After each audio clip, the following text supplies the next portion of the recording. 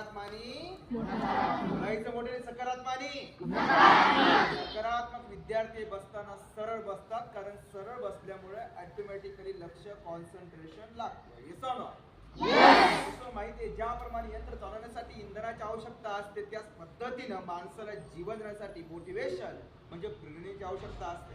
असं म्हणतात की ज्या व्यक्ती पायाने चालतात त्या फक्त आणि फक्त अंतर कापतात, पण ज्या डोक्याने चालतात ध्येयापर्यंत पोहोचतात. लक्षात ठेवा मित्रांनो, मनुष्य किती जगला दॅट्स नॉट इम्पॉर्टंट, पण तो कसा जगला हे सगळ्यात जास्त महत्वपूर्ण आहे.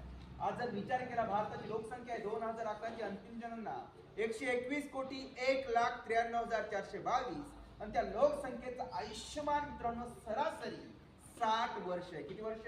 60. सगळ्यांनी मोठ्याने बोलायचं, किती वर्ष? 60. 60 वर्ष आपल्याला पूर्णपणे कम्प्लिटली जगायला मिळतं मित्रांनो नाही. या 60 मधून 30 वर्ष आपले सगळ्यांचे झोपेत जातात. 60 मधून 30 वजा करा, किती उरले? 30. बरं मोठ्याने बोला, किती उरले? 30. 5 वर्ष आजारपणात गेले, किती उरले?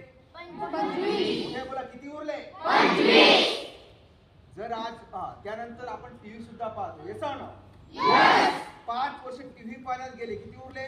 20. आता सर्वजण 13, 14, 15 वर्षाचे असतात, हे सांग.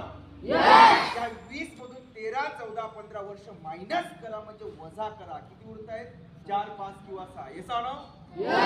आणखी एक प्रश्न विचार, देवानं खूप सुंदर जन्म दिलाय. त्या देवानं आपल्याला जगण्यासाठी सगळ्यांना किती जन्म दिलेले आहेत? बोला, 1, 2, 4 का 7?